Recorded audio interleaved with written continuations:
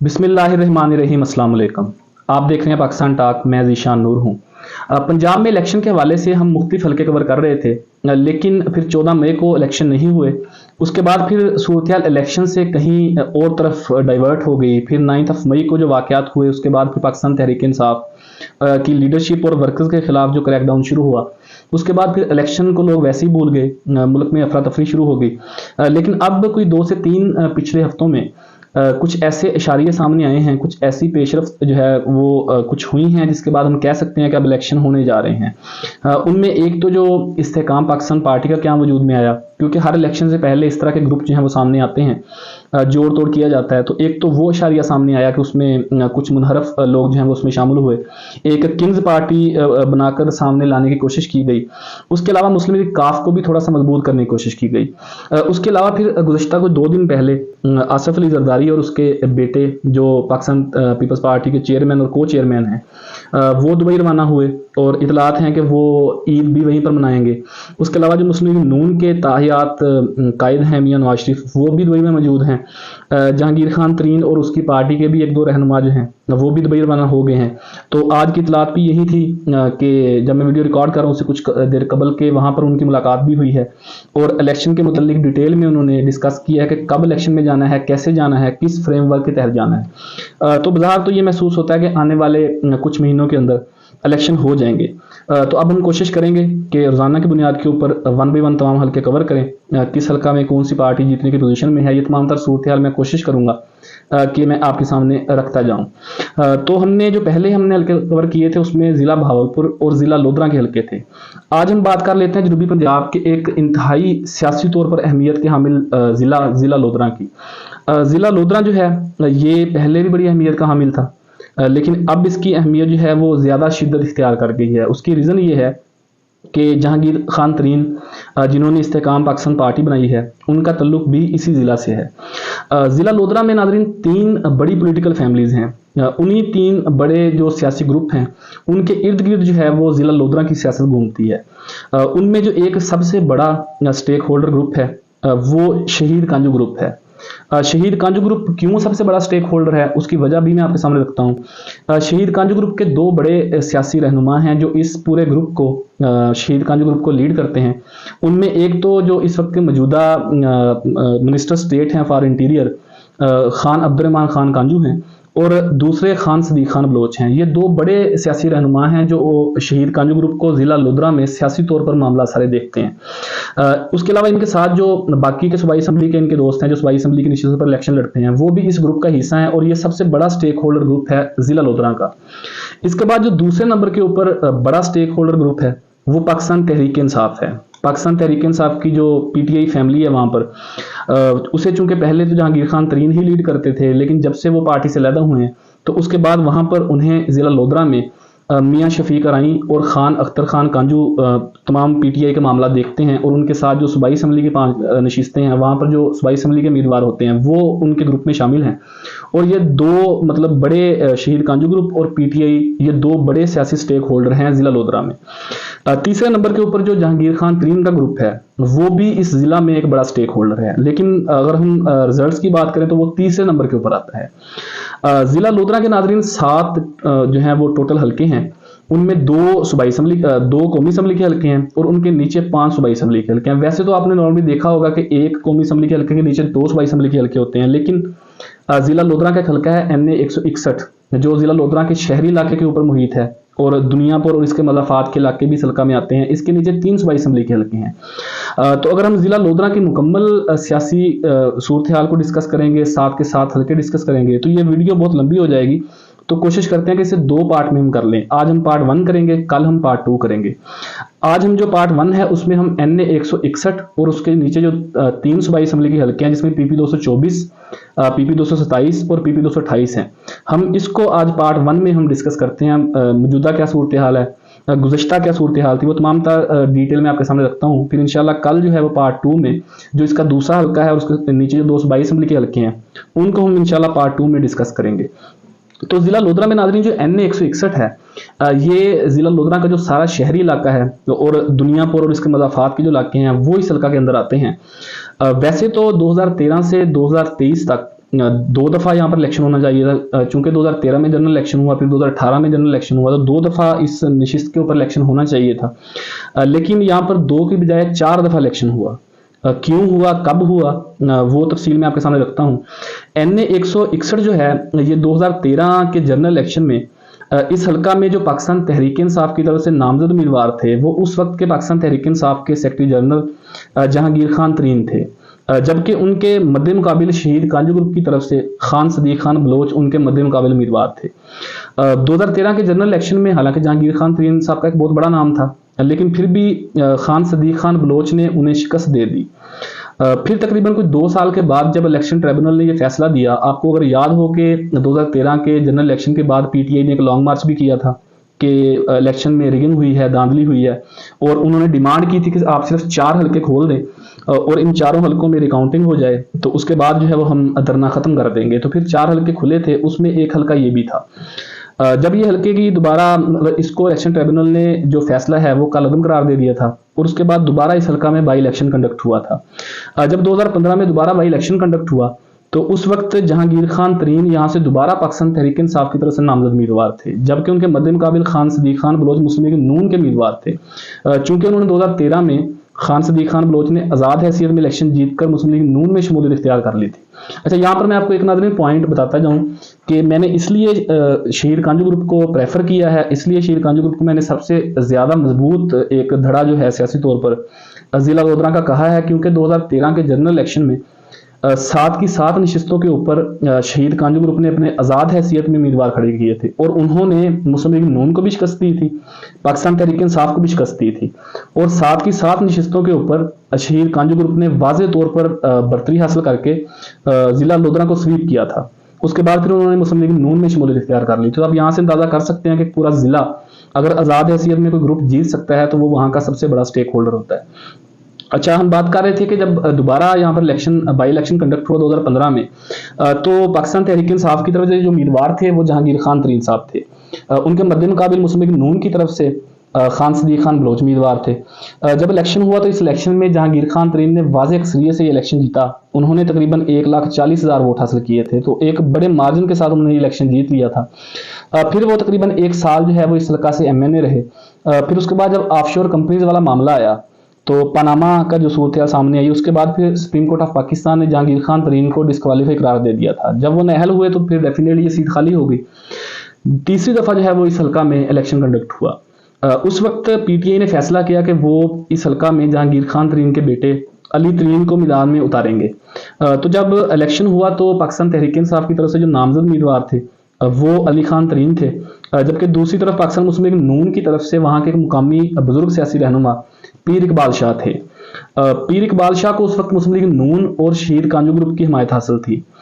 शायद ही ये जो इलेक्शन था ये जनूबी पंजाब का सबसे महंगा, जनूबी पंजाब का सबसे हाई टेम्परेचर इलेक्शन था। चूंकि जहांगीर खान तरीन का PTI में एक बड़ा आप कह सकते हैं कि स्टेक था, वो सेक्रेटरी जनरल भी थे, तो तमाम की तमाम क़यादत जो है वो वहाँ पर मौजूद थी। जो ISF और यूथ विंग की जो टीम्स हैं नौजवानों की, वो भी वहाँ पर मौजूद थी। एक बड़ा ऑर्गेनाइज किस्म का उन्होंने इलेक्शन जो है वो कंडक्ट करवाया था। लेकिन अली खान तरीन को पीर इकबाल शाह ने शिकस्त दे दी थी। 2000 तकरीबन 16 या 17 की बात है। अच्छा, उसके बाद फिर 2018 का जब जनरल इलेक्शन आया तो उस वक्त यहाँ से पाकिस्तान तहरीक इंसाफ ने अपना उम्मीदवार चेंज कर लिया। उन्होंने यहाँ से मियाँ शफीक राई को टिकट जारी किया, जबकि उनके मद्दे मुकाबिल दोबारा मुस्लिम लीग नून की तरफ से खान सदीक खान बलोच उम्मीदवार थे। 2018 के जनरल इलेक्शन के रिजल्ट के मुताबिक पाकिस्तान तहरीक इंसाफ की तरफ से मियाँ शफीक राई ने तकरीबन 1,21,000 वोट हासिल किए और ये इलेक्शन जीत लिया, जबकि खान सदीक खान बलोच तकरीबन 5,000 की लीड से ये इलेक्शन हार गए। उन्होंने तकरीबन 1,16,000 वोट हासिल किए। और इस वक्त जो मौजूदा वहाँ पर सूरत हाल है वो ये है कि अब चूंकि इस्तेकाम पाकिस्तान पार्टी भी बन चुकी है, तो उस पार्टी के वजूद में आने के बाद हम ये कह सकते हैं कि यहाँ पर 3 बड़े नाम जो हैं वो एक दूसरे के मद्दे मुकाबिल होंगे। NA 161 में 3 जो बड़े नाम एक दूसरे के मद्दे मुकाबिल होंगे, उनमें एक तो पाकिस्तान तहरीक इंसाफ की तरफ से मियाँ शफीक राई होंगे, जबकि पाकिस्तान मुस्लिम लीग नवाज की तरफ से खान सदीक खान बलोच होंगे, जबकि तीसरे नंबर पर इस्तेकाम पाकिस्तान पार्टी के पैटर्न चीफ जो हैं, जिन्होंने इस पार्टी का वजूद अमल में लाया, जहांगीर खान तरीन, वो भी इस हल्का से इलेक्शन लड़ेंगे। तो 3 बड़े जो नाम हैं वो एक दूसरे के मद्दे मुकाबिल होंगे। लेकिन जो वहाँ पर ग्राउंड सूरत हाल है वो ये है कि वहाँ पर पाकिस्तान तहरीक इंसाफ और पाकिस्तान मुस्लिम लीग नवाज का ही मुकाबला होगा, और मुमकिन है कि मियाँ शफीक राही दोबारा यहाँ से जीत सकें और पाकिस्तान तहरीक इंसाफ यहाँ से जीतने की पोजीशन में हो सकती है। तो बाकी जब इलेक्शन करीब आएंगे तो इंशाल्लाह हल्के में जाकर भी ये चीज़ें सारी चीज़ें कवर करेंगे। वहाँ पर क्या टेम्परेचर होगा, क्या सूरत हाल होगी, पब्लिक पल्स क्या होगी, वो सारी की सारी मैं आपके सामने रखने की कोशिश करूंगा। तो ये सूरत हाल थी NA 161 की जो कौमी असम्बली का हल्का है। इसके नीचे नाज़रीन जो 3 सूबाई असम्बली के हल्के आते हैं उनमें आपको बता चुका हूँ, एक PP 224 है, दूसरा PP 227 है, तीसरा PP 228 है। हम कोशिश करेंगे कि 1 बाय 1 इनके कुछ गुज़श्ता रिजल्ट्स और अब जो मौजूदा सूरत हाल है, जो इंटरेस्टिंग सूरत हाल है, वो भी मैं आपके सामने रखूंगा। तो हम पहले बात कर लेते हैं PP 224 की। PP 224 जो है ये ज़िला लोधरा का जो दुनियापुर का इलाका है और उसके साथ कुछ जो देहाती मज़ाफ़ात हैं उसके ऊपर जो मुहित ये हल्का है। 2013 के जनरल इलेक्शन में यहाँ से शहीद कांजू ग्रुप के टिकट के ऊपर पीर आमिर इकबाल शाह, जो पीर इकबाल शाह के बरखुरदार हैं, उन्होंने यहाँ से इलेक्शन लड़ने का फैसला किया था। जबकि उनके मद्दे मुकाबले जो थे वो यहाँ से जवार हुसैन वड़ाई साहब थे, वो मुस्लिम लीग नून के उम्मीदवार थे। जबकि तीसरे नंबर के ऊपर पाकिस्तान तहरीक इंसाफ की तरफ से मलक आसफ अवान यहाँ से उम्मीदवार थे। 2013 के जनरल इलेक्शन के रिजल्ट के मुताबिक यहाँ से शहीद कांजू ग्रुप के हमायत याफ्ता उम्मीदवार आमिर इकबाल शाह ने तकरीबन 30,000 वोट हासिल करके ये इलेक्शन जीत लिया था। जबकि मुस्लिम लीग नून की तरफ से जवार हुसैन वड़ाइच ने तकरीबन 1000 वोट के फर्क से 29,000 वोट हासिल किए और वो ये इलेक्शन लूज कर गए थे। जबकि पाकिस्तान तहरीक इंसाफ के उम्मीदवार जो हैं वो तीसरे नंबर पर रहे, उन्हें सिर्फ 17,000 वोट मिले थे। तो 2013 के जनरल इलेक्शन में इस हल्का से जो शहीद कांजू ग्रुप के नामजद उम्मीदवार थे आमिर इकबाल शाह, उन्होंने ये इलेक्शन जीता था। उसके बाद फिर जब 2018 का जनरल इलेक्शन आया तो उस वक्त इस हल्के का नंबर चेंज होकर PP 207 से PP 224 हो गया था। PP 224 से उस वक्त पाकिस्तान तहरीक इंसाफ की तरफ से जवार हुसैन वड़ाइच जो हैं उन्होंने इलेक्शन लड़ा था, जबकि उनके मद्दे मुकाबिल मुस्लिम लीग नून की तरफ से आमिर इकबाल शाह उम्मीदवार थे। 2018 के जनरल इलेक्शन के रिजल्ट के मुताबिक PP 224 से पाकिस्तान तहरीक इंसाफ के टिकट के ऊपर जवार हुसैन वड़ाइच ने तकरीबन 60,000 वोट हासिल करके वाज़ेह अक्सरियत के साथ ये इलेक्शन जीता। जबकि मुस्लिम लीग नून के पीर आमिर इकबाल शाह को सिर्फ 48,000 वोट मिले थे। तो इस तरीके से पाकिस्तान तहरीक इंसाफ ने यह हल्का जीत लिया था। उसके बाद अभी आपको याद होगा कि जुलाई 2022 में 17 जुलाई को जो बाई इलेक्शन हुए थे पंजाब के 20 हल्कों के ऊपर, उसमें यह हल्का भी शामिल था PP 224। तो उसका रिजल्ट कुछ यूं था कि PP 224 में जो 2018 में जो कैंडिडेट्स थे वो टोटल जो है वो चेंज हो गए। मतलब जो मुस्लिम लीग नून के टिकट के ऊपर इलेक्शन लड़ रहे थे 2018 में, वो PTI के नामजद उम्मीदवार हो गए, जो PTI के नामजद उम्मीदवार थे वो PMLN के उम्मीदवार हो गए। तो बाई इलेक्शन में मुस्लिम लीग नून की तरफ से जवार हुसैन वड़ाइच उम्मीदवार थे, जबकि पाकिस्तान तहरीक इंसाफ की तरफ से आमिर इकबाल शाह उम्मीदवार थे। तो उस बाई इलेक्शन में जुलाई 17 2022 को आमिर इकबाल शाह ने PTI के टिकट के ऊपर ये इलेक्शन जीत लिया था। इस वक्त यहाँ पर नाज़रीन सूरत ये है कि पाकिस्तान तहरीक इंसाफ के जो नामजद उम्मीदवार होंगे वो आमिर इकबाल शाह ही होंगे, चूंकि वो विनिंग कैंडिडेट हैं 2022 में जो बाई इलेक्शन हुआ था। लेकिन मुस्लिम लीग नून की तरफ से जो जवार हुसैन वड़ाइच थे, ये बेसिकली जहांगीर खान तरीन ग्रुप के जो हैं वो सियासी लीडर हैं, जहांगीर खान तरीन ही ने PTI में लेकर आए थे। और अब चूंकि IPP नई एक जमात बन गई है, तो यहाँ पर जवार हुसैन वड़ाइच जो हैं ये मुमकिन है कि मुस्लिम लीग नून और इस्तेकाम पाकिस्तान पार्टी के मुश्तरका उम्मीदवार होंगे और इनके मद्दे मुकाबिल आमिर इकबाल शाह पाकिस्तान तहरीक इंसाफ की तरफ से उम्मीदवार होंगे। और इस हल्का में PP 224 में सूरत हाल ये है कि यहाँ पर पाकिस्तान तहरीक इंसाफ वाज़ेह तौर पर जीतने की पोजीशन में है। ये हल्का आमिर इकबाल शाह जीत जाएंगे, पाकिस्तान तहरीक इंसाफ ये हल्का जीतने की पोजीशन में है। अच्छा, इसके साथ जो दूसरा नाज़रीन हल्का है वो PP 227 है। PP 227 जो है ये प्योरली जो लोधरा सिटी है, जो शहरी आबादी है सारी, वो इस हल्का में आती है और कुछ थोड़े बहुत जो मज़ाफ़ात के 1-2 यूनियन काउंसिल्स हैं वो भी इस हल्का में आती हैं। PP 227 में जो 2013 का जब जनरल इलेक्शन हुआ था, ये PP 210 इस हल्का का नंबर था। यहाँ से जो खान सदीक खान बलोच, जो शहीद कांजू ग्रुप के लीडर हैं, वो यहाँ से सूबाई असम्बली की नशिस्त पर भी उम्मीदवार थे, जबकि उनके मद्दे मुकाबिल मुस्लिम लीग नून की तरफ से राना असलम खान जो हैं वो नामजद उम्मीदवार थे।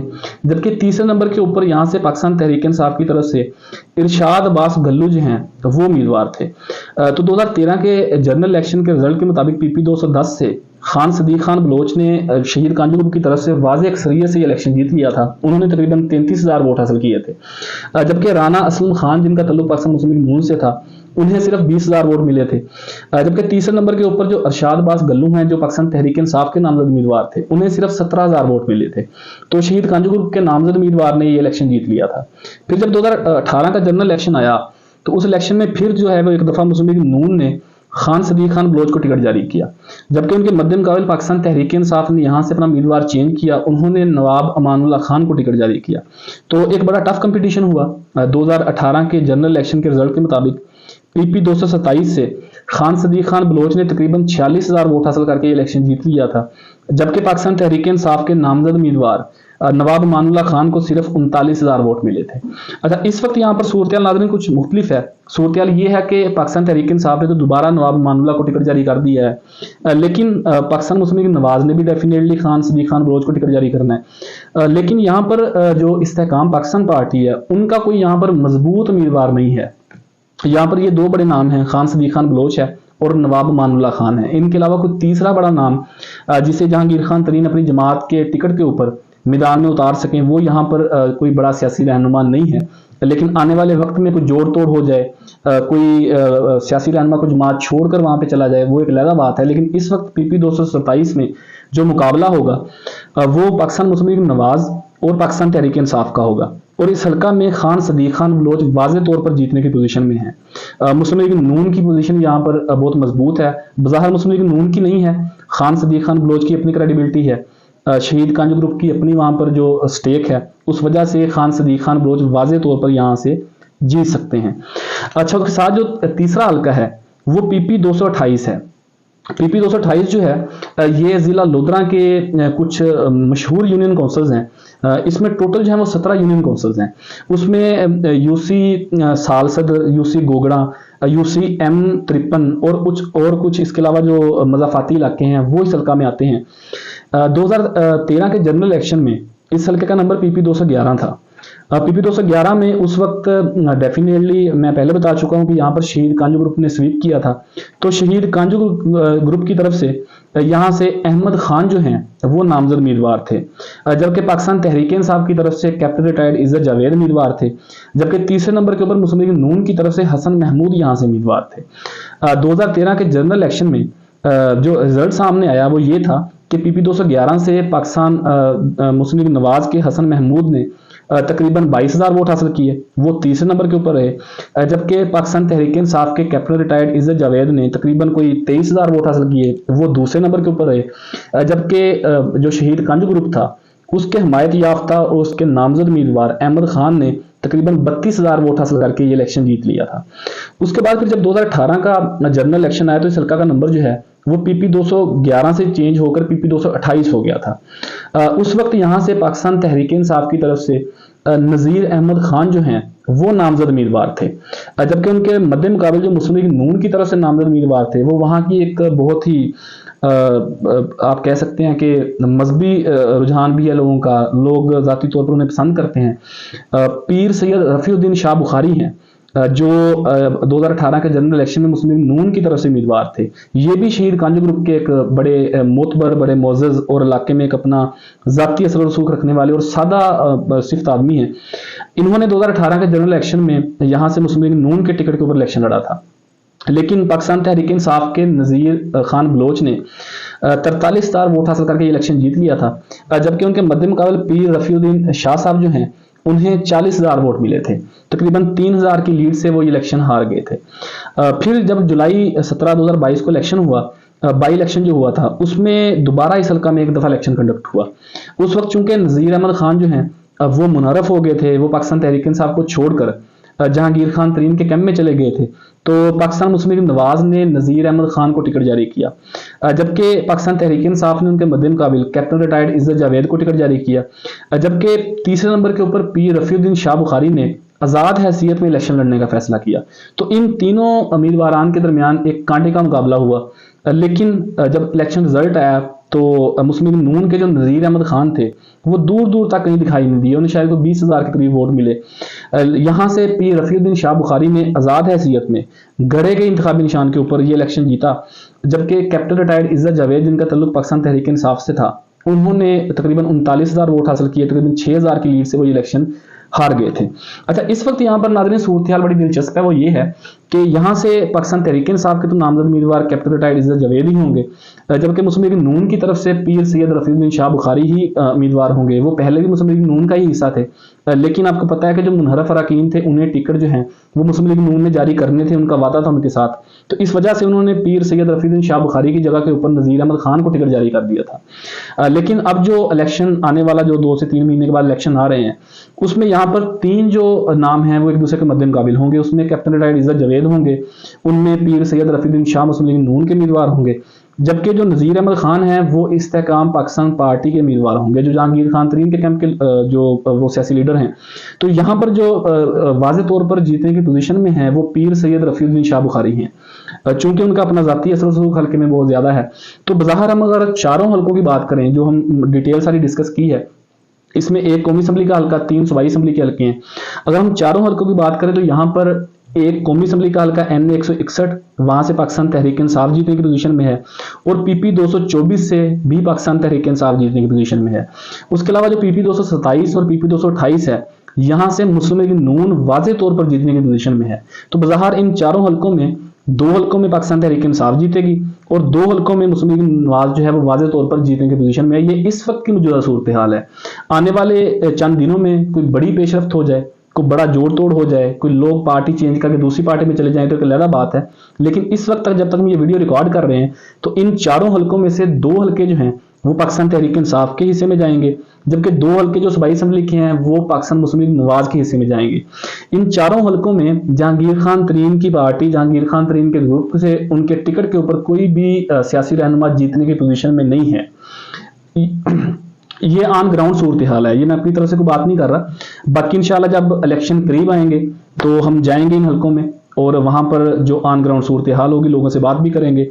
वहां पर जो इलेक्शन टेम्परेचर होगा, लोगों की क्या सूरत हाल है, लोग किसको वोट देना चाहते हैं, वो तमाम तर सूरत हाल वहां से ऑन ग्राउंड वो कवर करेंगे और आपके सामने रखेंगे। लेकिन इस वक्त तक इस पूरे हल्के की, कौमी असम्बली की और सूबाई असम्बली के हल्कों की, ये तमाम तर सूरत हाल है। और इंशाल्लाह कल पार्ट 2 में जो जिला लोधरा का एक और कौमी असम्बली का हल्का है, उसके नीचे 2 सूबाई असम्बली के हल्के हैं, उनके ऊपर एक कंप्रीहेंसिव वीडियो हम करेंगे, ताकि वहां की जो सियासी सूरत हाल है वो भी आपके सामने मैं रख सकूं। अब तक के लिए इतना ही। अपने मेज़बान ज़ीशान नूर को इजाज़त दीजिए। अल्लाह हाफिज़।